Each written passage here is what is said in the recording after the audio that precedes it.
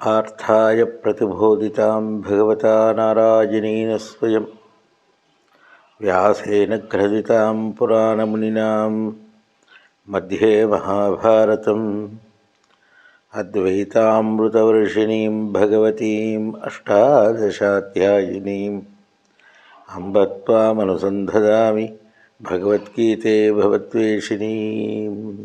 లోకాన్ని పావనం చేయుటకు పరమాత్మ యొక్క పాదారవిందముల నుండి వెలువడినటువంటి గంగ ఏ విధముగా స్వర్గమర్త్యలోకాదులను పావనం చేస్తున్నదో ఆ విధంగా ముఖారవిందము నుండి గీత అనేటువంటి గంగ ప్రవహించి సమస్తమైనటువంటి జనుల యొక్క ఆర్తిని పోగొట్టుకు సంసార భయాన్ని నివృత్తి చేయుటకు ఉపకరిస్తున్నది. సర్వోపనిషదో గావో దోగ్ధా గోపాలనందన పార్థో వత్స శుద్ధీవోక్త దుగ్ధం గీతామృతం మహత్. పాలు మనకు కావాలి అనుకున్నప్పుడు నేరుగా మనం తీసుకోవటం లేదు. దూడని పెట్టి దూడకి చూపి దూడకి ఇచ్చి దూడ ద్వారా ఆవు మనకు పాలు ఇస్తున్నది. ఆ విధంగా సమస్తమైనటువంటి వేదములకే శీర్షము వంటి ఉపనిషత్తులు అనేటువంటి గోవు నుండి సాక్షాత్ గోవిందుడే పాలుని పితికాడు. గీతామృతం అనేటువంటి దివ్య అమృతాన్ని ఆయన దోహనం చేస్తే దీన్ని పార్థోవత్స అర్జునుణ్ణి ఒక నిమిత్తముగా చేసుకుని ఒక దూడవలే చూపి గీత అనే అమృతాన్ని పితికి లోకమంతటికి ఇచ్చారు. మంచి బుద్ధిశాలు లేని వారందరూ కూడా ఆ గీతామృతాన్ని ఆస్వాదించవచ్చు. సాక్షాత్తు పరమాత్మ యొక్క ముఖారవిందం నుంచి వెలువడినటువంటి గీత, ఆ 18 అధ్యాయములతో కూడినటువంటి భగవద్గీత భవద్వేషిణి అన్నారు. సంసారం అంటే జనన మరణ యుక్తమైనటువంటి అవస్థ. ఈ అవస్థను తొలగి మళ్ళీ పునరావృత్తి లేకుండా ఉత్తమమైనటువంటి స్థితిని ఇచ్చేటువంటిది. భగవత్పాద శంకరులు మనకు ఉపదేశం చేస్తూ భగవద్గీత కించిదధీత గంగాజలలవ కనికాపీత సకృదపియేన మురారి సమచ్చ.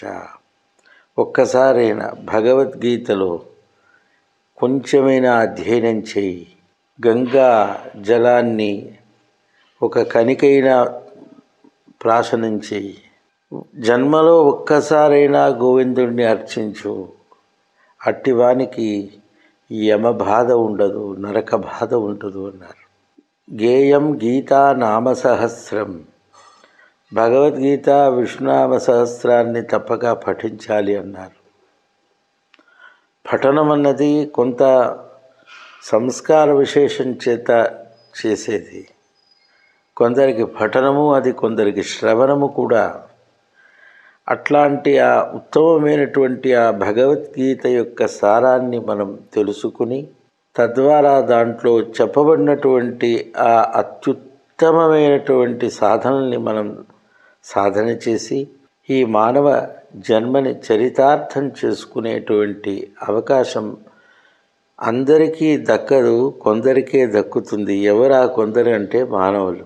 ఈ ప్రపంచంలో అనేక లక్షల జీవరాశులు ఉండగా మానవునికి మాత్రమే అత్యుత్తమమైనటువంటి వివేకం అనేటువంటి సాధనతో కూడి ఉన్న జన్మ దక్కింది.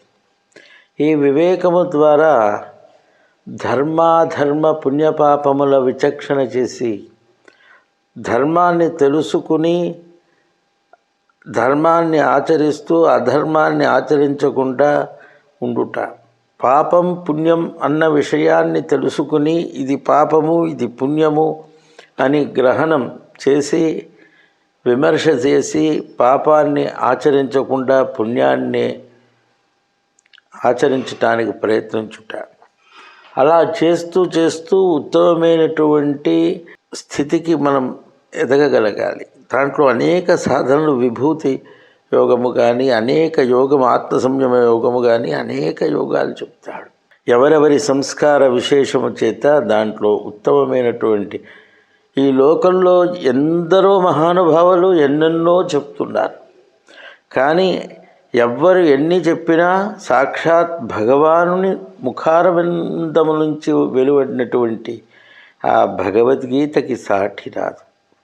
కావున అట్టి ఆ భగవద్గీత ఆవిర్భవించినటువంటి ఆ గీతా జయంతి నాడు జనులెల్లరూ గీతని పఠించి, ప్రతి ఇంట గీతని పూజించి, గీత అధ్యాయములను పఠించి, దాంట్లో చెప్పినటువంటి సారముని గ్రహించి తరించుదరని ఎల్లరకు ఈ మార్గశిర శుద్ధ ఏకాదశి గీతా జయంతి పురస్సర ఆశీస్సులు తెలియజేస్తుంది.